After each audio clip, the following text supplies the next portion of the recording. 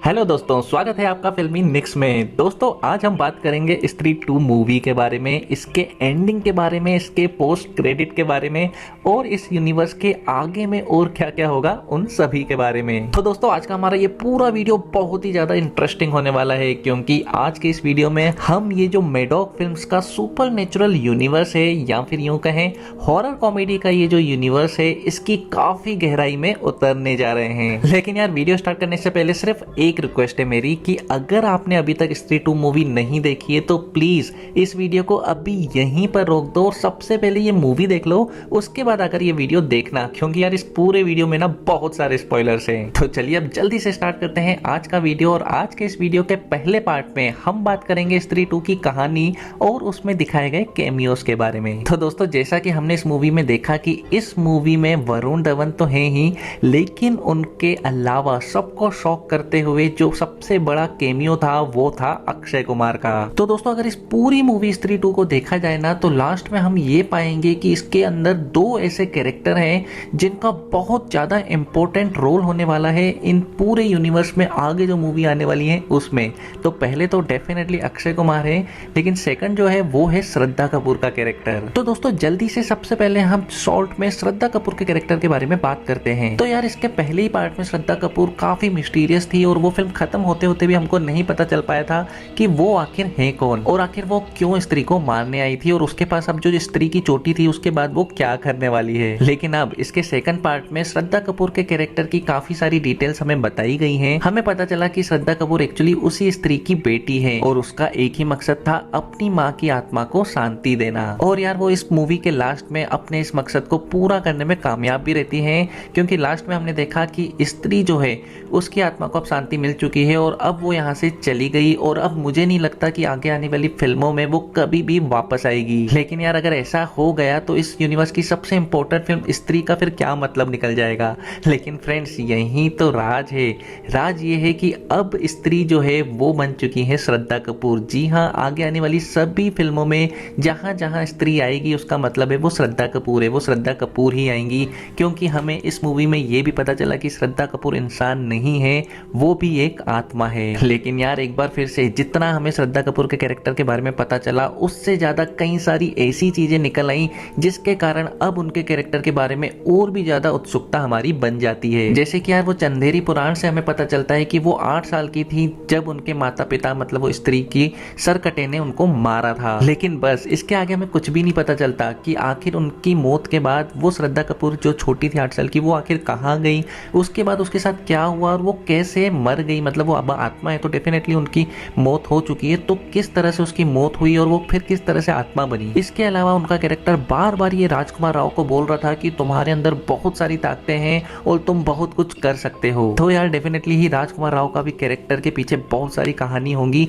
जो कि सिर्फ श्रद्धा कपूर के कैरेक्टर को ही पता है और आने वाली फिल्मों में शायद ये चीजें हमें धीरे धीरे पता चले। तो खैर ये थी श्रद्धा कपूर के कैरेक्टर की बात। अब हम बात करते हैं स्त्री 2 के सबसे पावरफुल कैरेक्टर, मिस्टीरियस कैरेक्टर के बारे में, जो है अक्षय कुमार का कैरेक्टर। दोस्तों फिल्म की शुरुआत में ही हमें दिखाया गया था कि पंकज त्रिपाठी को एक चिट्ठी मिलती है जिसमें वो सरकटे के बारे में बहुत सारी चीजें हैं। एक्चुअली वो जो चंदेरी पुराण के कुछ पन्ने फटे हुए थे जिसमें सरकटे का वर्णन है, उन्हीं पन्नों को किसी ने चिट्ठी के माध्यम से पंकज त्रिपाठी को भेजा है ताकि पंकज त्रिपाठी और इन सब की मदद हो सके सरकटे को हराने में। और उसके बाद जब ये सारे लोग उस चिट्ठी भेजने वाले का पता लगाने के लिए आगे जाते हैं तो वो पहुंच जाते हैं एक पागल खाने में और वहां पर उनकी मुलाकात होती है अक्षय कुमार के कैरेक्टर से, जो खुद एक पागल है। रियली यार जब अक्षय कुमार पहली बार हमारे सामने आते हैं इस तरह पागल के कैरेक्टर में तो ये बहुत ही ज्यादा कॉमेडी वाला सीन तो था ही, लेकिन बहुत ही ज्यादा मिस्टीरियस सीन भी था। और यार फिर जैसे जैसे कहानी आगे बढ़ती है ना तब हमें पता चलता है कि अक्षय कुमार का किरदार ना कोई नॉर्मल किरदार नहीं था, ये एक बहुत ही पावरफुल किरदार है। क्योंकि यार फिल्म का जो सबसे बड़ा विलेन था सरकटा, उसका अक्षय कुमार से गहरा रिलेशन है। जी हाँ, अक्षय कुमार ने खुद ये बताया था कि वो सरकटा का वंशज है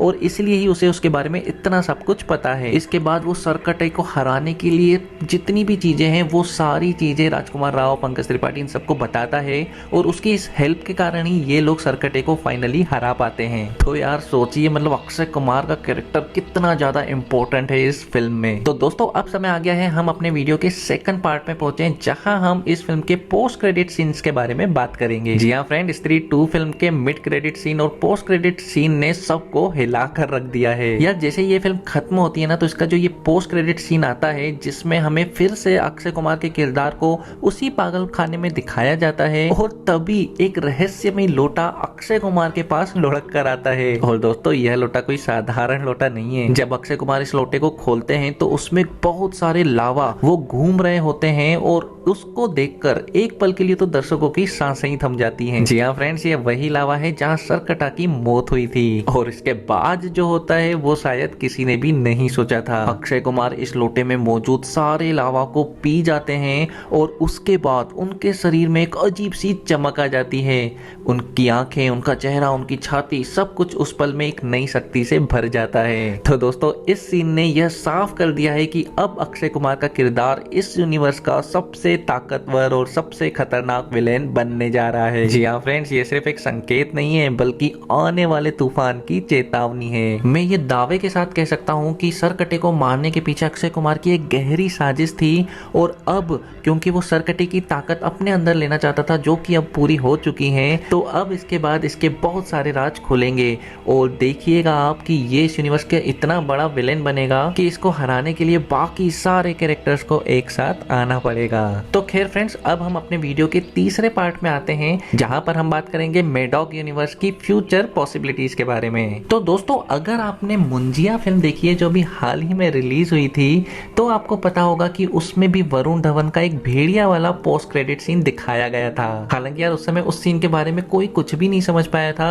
और सबको लगा था कि बस यूं ही वो सीन डाल दिया गया है। लेकिन अब स्त्री 2 में वही सीन एक बार फिर से हमको दिखाया गया है ज्यादा डिटेल्स के साथ और अब सबको समझ में आ गया है कि उस सीन्स का क्या मीनिंग था। और यार उसी सीन में आगे जब वरुण धवन जाना के कान में कहते हैं कि अब हम दिल्ली नहीं जाएंगे क्योंकि वहां वो आ गया है जो गर्दन पर काटकर खून पीता है, तो दोस्तों ये लाइन ने साफ इशारा कर रही है मेडॉक फिल्म्स की आने वाली मूवी वैम्पायर्स ऑफ विजयनगर, जिसमें आयुष्मान खुराना लीड रोल निभाने वाले हैं और इसमें उनके साथ होंगी रश्मिका मंदाना। तो दोस्तों सोचिए, आयुष्मान खुराना बनने वाले हैं वैम्पायर जो कि इस यूनिवर्स का अगला नया कैरेक्टर होगा। और क्योंकि वरुण धवन ने इस बारे में हमें बताया है, तो हमें वैम्पायर्स की अगर हम कॉमिक्स या पुरानी कहानियां देखें हॉलीवुड की, तो हमें अच्छे से पता है कि वैम्पायर्स और भेड़िया जो वुल्फ मैन होते हैं उनके बीच अक्सर फाइट्स होती हैं। डेफिनेटली ही मेडॉक फिल्म्स वाले भी इस पूरे कॉन्सेप्ट को आगे लेकर आएंगे और आने वाले टाइम पर हमको भेड़िया वर्सेस वैम्पायर का मुकाबला देखने को मिलेगा। यार सच में मेरे रोंगटे खड़े हो जा रहे हैं ये सोचते हुए ही। तो दोस्तों अब हम आगे बढ़ रहे हैं हमारे वीडियो के